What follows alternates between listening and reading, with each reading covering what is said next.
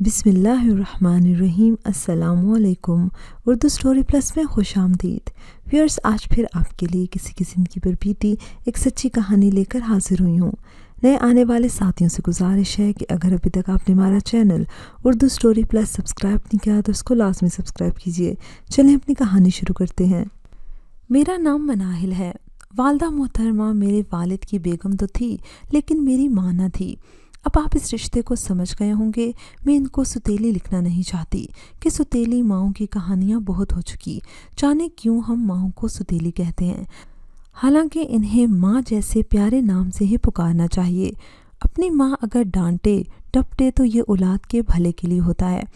دوسری ماں بھی تو اولاد کا بھلا ہی سوچتی ہے، لیکن ہم لڑکیاں خود کو دوش دینے کے بجائے ان کو دوش دینے لگتی ہیں۔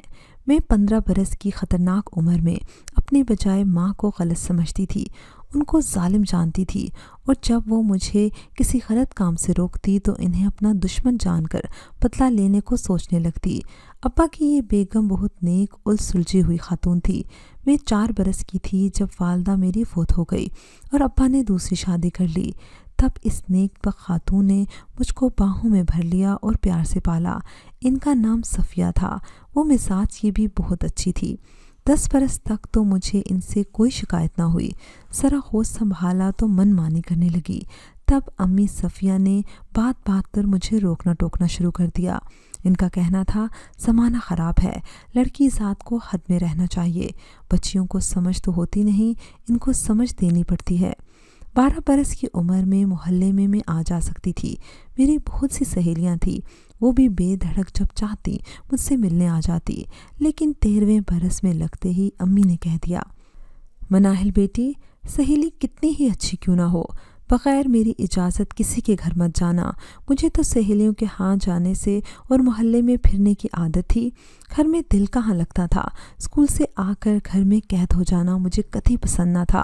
یہ والدہ جن کے بارے میں ستیلی ہونے کا کبھی سوچا نہ تھا، اب ان کا ستیلا پن مجھے کھٹکنے لگا اور میں امی صفیہ سے بیزار ہوتی گئی۔ اسکول تک تو حالات اسی طرح دباؤ میں چلے، کالج جاتے ہی میں دلیر ہو گئی۔ اب میں امی کو خاطر میں نہ لاتی، بظاہر بات مان لیتی کیونکہ ڈر تھا کہ ابا سے شکایت نہ کرتے، لیکن اندر ہی اندر میں ان کو تنگ کرنے کے منصوبے سوچنے لگی۔ سب سے زیادہ بیزار میں اس وجہ سے ہوئی کہ وہ مجھے کسی کے گھر آنے جانے نہ دیتی تھی۔ بھلا یہ بھی کوئی بات ہے کہ سہیلیاں تو ہمارے گھر آئیں اور امی جان ان کی آؤ بھگت بھی کریں، لیکن ہم کسی کے بلانے پر ان کے گھر نہ جا سکیں۔ ثانیہ میری کلاس فیلو ہوئی نہیں بلکہ گہری سہیلی بھی تھی، اور میں اس سے کبھی اپنے دل کی کوئی بات نہ چھپاتی تھی۔ ایک بار اپنے بھائی کی منگنی پر اس نے مجھے بلایا۔ امی نے حسب معمول منع کر دیا کہ کوئی ضرورت نہیں کسی کے گھر جانے کی، دوستی کالج تک رکھو۔ ثانیہ ہمارے گھر آتی ہے، آئے، مگر تم نہیں جاؤ گی، وہاں نہ جانے کون کون مرد آئے ہوں گے، تمہارے والد اس بات کو ناپسند کریں گے کہ تم غیر مردوں کے سامنے جاؤ۔ اس دن میرے دل پر قیامت ٹوٹ گئی۔ ثانیہ کے فون بار بار آ رہے تھے، مناہل تم نے لازمی آنا ہے، نہیں آؤ گی تو میں خفا ہو جاؤں گی۔ ادھر امی نے کہہ دیا کہ میری طرف سے اجازت نہیں، تمہارے ابا آ جائیں تو ان سے پوچھ کر چلی جانا۔ معلوم تھا کہ ابا بھی یہی کہیں گے، اپنی ماں سے پوچھ لو، وہ ہمیشہ ہر بات میں یہی کہتے تھے، اپنی امی سے پوچھ لو اور اجازت دیں تو ٹھیک ہے۔ منگنی کا وقت بیت گیا اور میں نہ گئی۔ اس روز میں خوب روئی، سوچنے لگی اگر یہ سگی ماں ہوتی تو میری منت سماجت یا رونے دھونے پر مان جاتی، مگر ستیلی ہے، اس کے دل میں کہاں رحم ہے۔ کالج گئی تو ثانیہ ناراض تھی، بتایا بھی کہ امی نے نہیں آنے دیا، لیکن اس نے ایک نہ سنی اور روٹھ گئی۔ اس دن کے بعد میں نے یہ وتیرہ اختیار کر لیا کہ جو ہی کالج سے چھٹی ہوتی کسی نہ کسی سہیلی کے ساتھ میں ہو لیتی، کبھی بازار، کبھی سہیلی کے گھر، اور امی سے یہ بہانہ کرتی کہ امتحان نزدیک ہیں، انگلش کی ایکسٹرا کلاسز ہوتی ہیں، اس لیے دیر ہو جاتی ہے۔ سو مجھ نادان نے ماں سے بدلہ لینے کا یہ طریقہ نکال لیا کہ ان کو بتائے بغیر لڑکیوں کے ساتھ ان کے گھروں اور شاپنگ سینٹرز جانے لگی۔ ماں سمجھتی تھی کہ بچی نے کالج میں خوب پڑھائی کر رہی ہے۔ یہ اس روز کی بات ہے جب میں گیٹ سے نکلی تو ماجد کو سامنے کھڑا پایا۔ یہ ثانیہ کا بھائی تھا، اسے اچھی طرح میں جانتی تھی۔ ہفتہ بھر سے ثانیہ کالج نہ آ رہی تھی۔ مجھے کالج کے باہر آتے دیکھ کر وہ قریب آیا اور کہنے لگا، آپ بھی بیمار ہیں اور آپ کو بلا رہی ہیں۔ ذرا سوچا، پھر میں نے کہا، ماجد آج تو نہیں آ سکتی، کل آخری 2 پیریڈ فری ہوں گے، ثانیہ سے کہنا کہ میں کل آ جاؤں گی۔ میں اپنی پیاری سہیلی کو منانا چاہتی تھی، اس لیے اس کے پاس جانے کو میں بے چین تھی۔ بیماری کا سن کر اور زیادہ دل میرا مضطرب ہو گیا۔ اگلے روز چھٹی سے 2 پیریڈ پہلے کالج سے نکل کر اس کے گھر چلی گئی، لیکن حیرت کے دروازہ اس کے ماموں ضمیر نے کھولا۔ ثانیہ اندر ہے؟ ہاں اندر ہے، آ جائیے۔ رمیز نے راستہ دے دیا اور میں سیدھی ثانیہ کے کمرے میں چلی گئی، لیکن وہاں کوئی نہ تھا، بلکہ سارے گھر میں ضمیر کے علاوہ اور کوئی نہ تھا۔ یہ خبر تھی کہ ثانیہ کو علاج کے لیے گھر والے لاہور لے کر گئے ہیں اور اس کے خالی کمرے میں میری بدبختی طاق لگائے بیٹھی ہے۔ اب پتہ چلا کہ امی جان کیوں کہتی تھی کہ تنہا اور بغیر بتائے کبھی کسی کے گھر مت جانا، لیکن نافرمانی کی سزا مقرر ہو چکی تھی۔ جال میں پھنسا ہوا پنچھی سوائے پھر پڑانے کے اور کیا کر سکتا ہے۔ بدبختی کا تماچا کھا کر جب میں گھر پہنچی تو مجھ کو دیکھ کر امی کا رنگ پیلا پڑ گیا۔ کہنے لگی، کیا ہوا ہے؟ تیری رنگت کیوں اڑی ہوئی ہے؟ سچ بتا، میرا دل ڈوب رہا ہے، لگتا ہے جیسے کسی نے تم کو دلدل میں دھکا دے دیا ہے۔ کچھ نہیں ماں، کالج سے پیدل گھر آ رہی تھی کہ ایک موٹر سائیکل سوار نے ٹکر مار دی۔ میں تو لڑکھڑا کر سنبھل گئی، لیکن مجھے بچاتے ہوئے وہ دھماکے سے سڑک پر جا گرا اور میں رکی نہیں کیونکہ بھیڑ اکٹھی ہو گئی تھی۔ خدا جانے اس کا کیا حشر ہوا۔ امی نے سفید جھوٹ کو غور سے سنا، جبکہ ان کی جہاں دیدہ نگاہیں میرے اجڑے چہرے اور بھوکلائے وجود پر مرکوز تھی۔ یہ تیری اوڑھنی کیوں پھٹی ہوئی ہے؟ چوڑیاں بھی ٹوٹ کر کلائی میں لگ گئی ہیں اور تجھے چوٹ نہیں آئی؟ میں یہ کیسے مان لوں کہ یہ معمولی حادثہ تھا؟ جی چاہا امی سے کہہ دوں کہ چوٹ تو روح پر آئی ہے، دل پارا پارا ہو گیا ہے، مگر ہمت کہاں سے لاتی کچھ بتانے کی۔ خاموشی سے اپنے کمرے میں سر درد کا بہانہ کر کے لیٹ گئی اور کمبل میں منہ چھپا کر خوب روئی۔ اگلے دن بخار ہو گیا، 4 روز تک کالج نہ گئی، پھر اتوار کی چھٹی ہو گئی۔ پیر کو کالج گئی تو ایسا جیسے کوئی مردہ قبرستان کی جانب سفر کرتا ہے۔ ثانیہ آج بھی نہیں آئی تھی۔ شام کو اس کی امی ہمارے گھر آ گئی۔ امی سے کہا، میں اپنے بھائی ضمیر کے لیے آپ کی بیٹی کا رشتہ لینے آئی ہوں۔ میرا بھائی بزنس کرتا ہے اور میرے پاس رہتا ہے کیونکہ امی ابو وفات پا چکے ہیں اور ہم اکلوتے بہن بھائی ہیں۔ یہ بھی بتایا کہ ثانیہ بیمار ہے، تبھی وہ نہیں آئی۔ میں نے آپ کی بیٹی کو کالج کے ایک فنکشن میں دیکھا تھا۔ مناہل کے والد سے مشورہ کر کے میں آپ کو جواب دوں گی، امی نے کہا۔ ابا ثانیہ کے والد کو جانتے تھے، ان سے مل بھی چکے تھے اور کئی بار ثانیہ کے ساتھ وہ ہمارے گھر بھی آئے تھے۔ جب میری اس سہیلی کو مجھ سے ملنا ہوتا وہ اسے اپنے ساتھ گاڑی پر لاتے۔ والد صاحب نے امی سے کہا، ہم نے مناہل کا رشتہ کہیں تو کرنا ہے اور یہ لوگ اچھے ہیں، میں لڑکے سے مل لوں تو ہاں کہہ دیں گے۔ امی نے مجھ سے پوچھا تو میں نے جواب دیا، میں زہر کھا لوں گی مگر میں ثانیہ کے ماموں سے شادی نہیں کروں گی۔ وہ کبھی کبھی ثانیہ کو لینے کالج آتا ہے اور مجھے بہت برا لگتا ہے۔ اگلے دن میں کالج گئی، چھٹی کے وقت ضمیر کو گیٹ کے سامنے کھڑے پایا۔ وہ مجھے یوں دیکھ رہا تھا جیسے کوئی لٹیرا کسی دولت مند کو غریب کر دینے کے بعد دیکھتا ہے۔ جو ہی کالج سے نکلی اس نے میرا راستہ روک لیا۔ کہنے لگا، ناراضگی چھوڑو اور میرے ساتھ گاڑی میں بیٹھ جاؤ، تم کو ثانیہ بلا رہی ہے۔ میں نے حقارت سے اس کی طرف دیکھا، جی چاہا کہ جوتا اتار کر اچھی طرح اس پر برسانا شروع کر دوں، لیکن یہ اپنی بدنامی کا سامان تھا، بس اسے نظر انداز کر کے میں آگے بڑھی، لیکن وہ پاس نہ آیا۔ اگلے دن چھٹی کے وقت وہ پھر موجود ہوا، اب پھر میں آگے آگے اور وہ پیچھے پیچھے چلنے لگا۔ تب میری غیرت نے مجھے للکارا کہ جو میرا غرور تھا اور یہ وہ بدبخت چھین چکا ہے، کیوں نہ اسے گالیاں دے کر دل میں تھوڑی ٹھنڈک ڈال لوں۔ میں نے اسے سامنے پارک کی طرف جانے کا اشارہ کیا جو اس وقت بالکل سنسان تھا۔ وہ وہاں جا کر پتھر کے بینچ پر بیٹھ گیا۔ میں آہستہ آہستہ چلتی اس کے پاس پہنچ گئی اور جاتے ہی اس پر برس پڑی، کس منہ سے بہن کو رشتہ مانگنے کے لیے ہمارے گھر بھیجا؟ تم کو شرم نہیں آتی؟ چھوڑو یہ فضول کی باتیں، تم مجھے پسند ہو اور تم بہت خوبصورت ہو، مجھے یقین ہے تم مجھ سے ضرور شادی کرو گی۔ ہرگز نہیں، میں کبھی بھی تم جیسے آوارہ اور بدماش سے شادی کا سوچ بھی نہیں سکتی جو کسی معصوم لڑکی کو دھوکے سے اس کی عزت خاک میں ملانے سے نہیں شرماتے۔ تم ایک بے ضمیر انسان ہو۔ بجا کہا تم نے، لیکن دھوکہ تو تم سے نہیں کر رہا کیونکہ اول دن سے میری نیت تم سے شادی کرنے کی تھی۔ تم جب بھی اپنے گھر والوں سے چھپ کر ہمارے گھر ثانیہ سے ملنے آتی تھی تو میں چھپ چھپ کر تمہیں دیکھتا تھا۔ پھر ایک دن مجھے موقع مل گیا۔ اس کی ڈھٹائی پر غصے سے میرا بدن سلگنے لگا اور آنکھوں میں آنسو آ گئے۔ ہرگز دوبارہ اپنی بہن کو ہمارے گھر رشتے کے لیے مت بھیجنا، ورنہ میں خود ان کی بے عزتی کر دوں گی، ثانیہ کا بھی لحاظ نہ کروں گی۔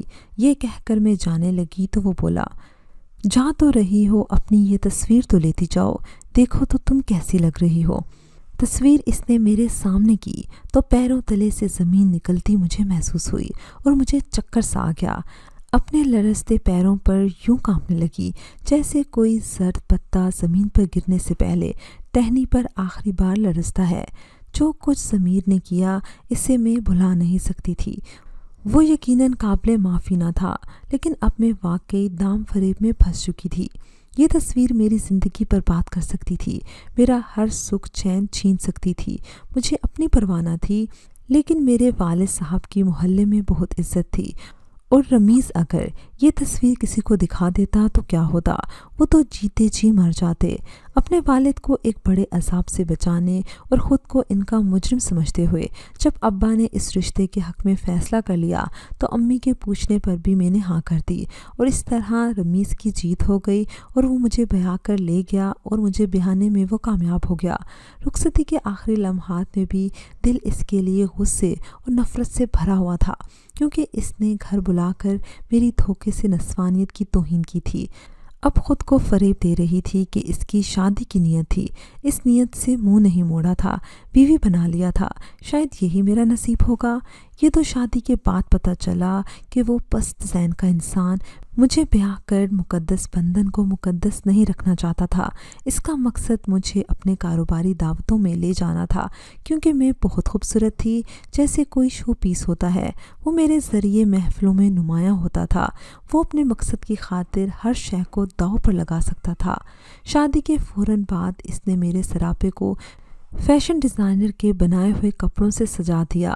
بڑے اور مشہور بیوٹی پارلر اور مہنگے دام دے کر میرے بڑے بالوں کو اس نے کٹوا دیا اور مجھے جدید ترین ملبوسات پہنا کر چلنا سکھایا کہ ہائی ہیل پہن کر چال کیسے ہوتی ہے۔ والد ایک شریف آدمی تھے، ماں خوش تھی کہ لڑکی ایک امیر گھر میں بیاہ دی گئی ہے، عیش کرے گی۔ انہیں کسی منہ سے کہتی کہ دکان خوب سج گئی ہے، اب گاہک بھی آنے والے ہیں۔ شادی کے بعد لڑکیوں کو مضبوط تحفظ مل جاتا ہے، جبکہ میں کھلونا بن گئی تھی۔ شادی کے 1 ماہ بعد رمیز نے میرے حسن کی قیمت لگانا شروع کر دی۔ مجھے میکے گئے ہوئے بھی 1 ماہ گزر گیا تھا۔ میں نے والدین سے ملنے کی ضد کی تو رمیز نے وعدہ کر لیا کہ وہاں میں کوئی بات نہ کروں، ورنہ وہ میرے والد کو میری ایسی تصاویر دکھا دیں گے کہ ان کا ہارٹ فیل ہو جائے گا۔ میں ایک کمزور دل اور بزدل لڑکی تھی۔ رمیز جان چکا تھا کہ یہ میری دکھتی رگ ہے۔ جب میں میکے کی دہلیز پار کی تو وہ میرے ساتھ تھا۔ میں منہ سے کچھ نہ بول سکی، مگر جب ابو نے سر پر ہاتھ رکھا تو میرے آنسو ساون کی مانند آنکھوں سے گرنے لگے۔ امی اور ابا پریشان ہو گئے۔ وہ بار بار پوچھ رہے تھے کہ کیا ہوا، ہماری مناہل بیٹی کو کیا ہوا، لیکن میں کیا کہتی کہ میں کس دوزخ میں چل رہی تھی۔ میری تو زبان بند ہو چکی تھی۔ امی نے مجھے رات رکنے کا کہا، لیکن رمیز نے ان سے معذرت کی کہ آج یہ نہیں ٹھہر سکتی، کل پارٹی ہے، دوبارہ جب آئیں گے تو پھر ہفتہ بھر کے لیے میں چھوڑ جاؤں گا، جی بھر کر رہ لے گی۔ ہفتہ بھر کی نوبت ہی نہ آئی۔ ابو کو یہ غم لگ گیا کہ میری بیٹی سکھی نہیں۔ چند روز بعد ہی خبر آ گئی کہ ان کا انتقال ہو گیا۔ یہ قیامت کی گھڑی تھی۔ میرا آخری سہارا بھی جاتا رہا۔ اب اس دلدل سے نکالنے والا کوئی نہ تھا۔ عدت کے بعد امی اپنے بھائیوں کے گھر چلی گئی اور میں رمیز کے رحم و کرم پر رہ گئی۔ اب سوچ کر ہاتھ ملتی تھی کہ میری ماں مجھے کیوں منع کرتی تھی کہ سہیلیوں کے گھر بغیر بتائے اور بغیر اجازت کے مت جانا۔ وہ زمانہ دیکھ چکی تھی۔ سچ کہتی تھی کہ زمانہ خراب ہے، لڑکی ذات کو اپنی حدود و قیود میں رہنا چاہیے۔ اپنی سوچ میں نے تو ستیلی ماں سے بدلہ لیا تھا کہ ان کو دھوکہ دے کر سہیلی کے گھر گئی تھی۔ در حقیقت میں نے اپنے آپ کو دھوکے کی بھٹی میں جلا ڈالا تھا۔ اب دن رات اسی سوچ میں گزرتے تھے کہ اس جہنم سے کیسے نکلوں گی۔ اللہ نے میری مدد کی اور ایک موقع دے دیا۔ ایک دن رمیز مجھے ایک بڑے بزنس مین کے گھر لے گیا جہاں عیش و عشرت کی محفل جمی ہوئی تھی۔